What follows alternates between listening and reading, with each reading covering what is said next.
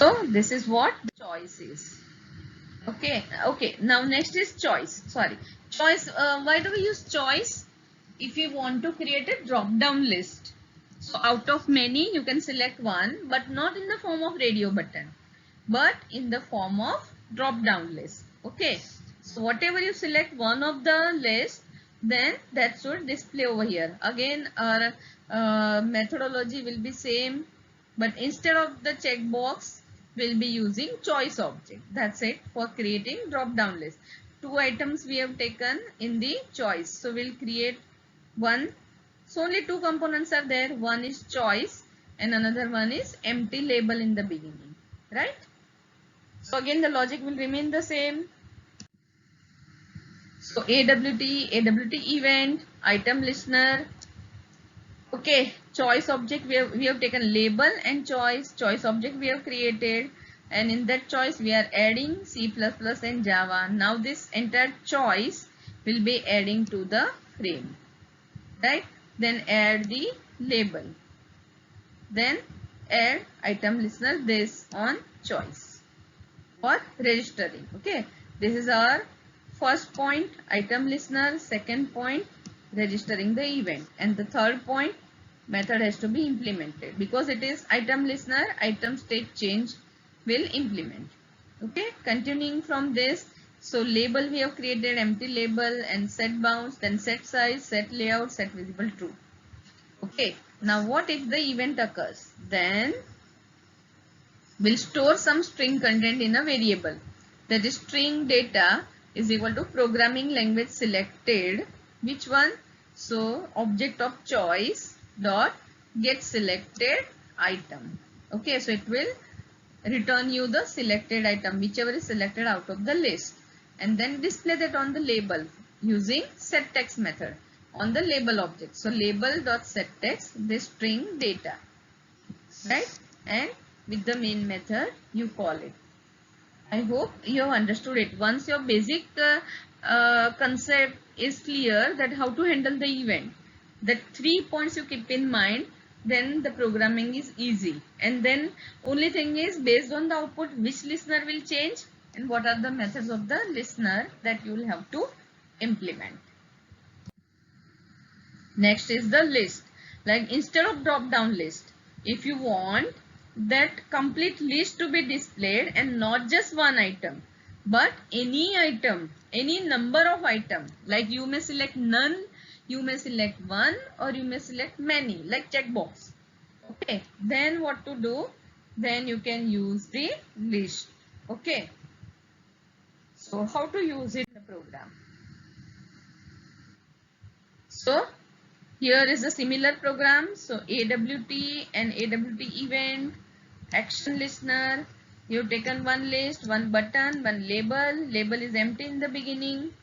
So list 1 is equal to new list. 5 true. What does it mean? Total 5 items you are taking in the list, and true means multiple selection is allowed. If you write false over here, then only one item you can select from the list. If you write true over here, that means you are allowing multiple selection. Okay, so list 1 dot set bounds, then create the b1 object and the set bounds of b1, then create the label, set bounds of label, set layout null, and add all these item of the list. And then don't forget to write this b1 dot add action listener this. It is on button we are giving the event. Okay, so what we'll have to do is that we'll have to implement action listener and b1 dot add action listener this, and on the button action perform will be using message is empty in the beginning, but then we'll get selected objects. With this method we'll create the array of object class. Okay, so now there can be object 1, object 2, object 3, maximum object 5. So whichever item you select, as per that array size will be decided. If you are selecting only 2 items, then it will be the array of size 2. If you are selecting 4 items, then it will be array of size 4. Okay, so how to write a for loop for that? So I is equal to 0, there is index is 0 to less than the array length. Okay, if array size is 3, then it is 0, 1 and 2, as array index starts with 0 and not from 1. And then after storing one item in a string, you increment the counter, the index for the next item till the length of the array. Okay, so message is equal to, initially it is empty, then empty message plus the array element, whichever is selected. Okay, but that is of the type object. So, and we want to display string. So, we need to typecast this object into string by writing the string class into the bracket. So, object will be converted into string, right? And then L dot set text this message. Okay, and with the constructor from the main method, you call the constructor and execute the program. Now quickly we'll see about the layout managers. Okay, there are various layouts available, but we'll see few main layouts, that is say flow layout, border layout, card layout, okay, and null layout. So there can be many layouts like this. So looking at the figure, can you tell me which layout is it? Isn't it a flow layout? All the components are in a sequence from left to right, top to bottom. Okay, so it is a flow layout. Like how we type in Word. So we start typing. So if only few words are there, then it is in the first line. But we keep continuing typing, then what will happen? That text will be wrapped into the next line automatically.